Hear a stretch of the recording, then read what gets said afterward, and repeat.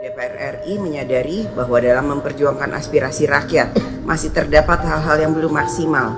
Namun DPR RI senantiasa berkomitmen untuk terus menyerap aspirasi masyarakat dan menindaklanjutinya melalui pelaksanaan tugas, fungsi, dan kewenangan.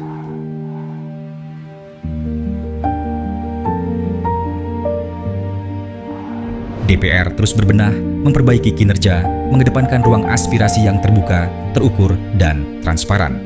Sebagai tanggapan atas tuntutan publik 17+8, DPR segera melakukan konsolidasi internal dan menegaskan komitmen untuk membuka ruang dialog yang lebih luas.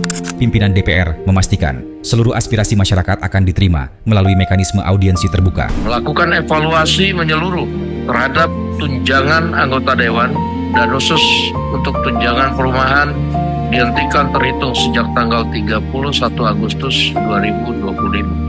Pasca aksi demo yang terjadi di bulan Agustus, DPR berbenah. Bukan hanya lewat rapat dan pernyataan, tapi dengan membuka pintu bagi semua elemen bangsa, serikat pekerja, mahasiswa, petani, hingga komunitas ojek online.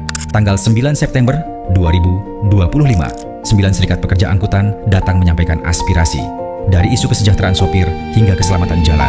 Kami berharap sambil menunggu undang-undang yang sedang digodok, ada langkah maju dari Bapak Presiden untuk memberikan nilai kenyamanan bagi kami, supaya kami juga mendapatkan hak-hak kami sebagai driver. DPR mendengarkan, Wakil Ketua DPR, Profesor Sufmi Dasko Ahmad memimpin langsung. Serikat petani dan nelayan juga datang membawa harapan. Harga gabah, subsidi pupuk, hingga pengelolaan hasil laut dibahas dalam forum resmi di Senayan. Wakil Ketua DPR menegaskan, DPR akan mendorong langkah korektif di lapangan. DPR akan membentuk pansus penyelesaian konflik agraria yang akan disahkan pada akhir penutupan paripurna sidang DPR RI pada tanggal 2 Oktober 2025.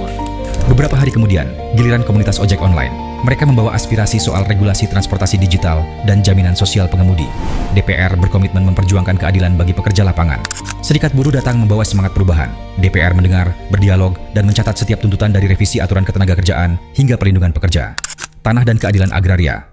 DPR menerima KPA untuk mempercepat reforma agraria dan menyelesaikan konflik lahan yang menahun. DPR akan mendorong partisipasi publik seluas-luasnya untuk kepentingan pembentukan Undang-Undang Tenaga Kerja yang baru.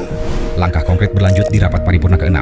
DPR membahas perubahan Undang-Undang Nomor 4 Tahun 2023 tentang P2SK sebagai bentuk respons terhadap tuntutan transparansi dan tata kelola keuangan negara.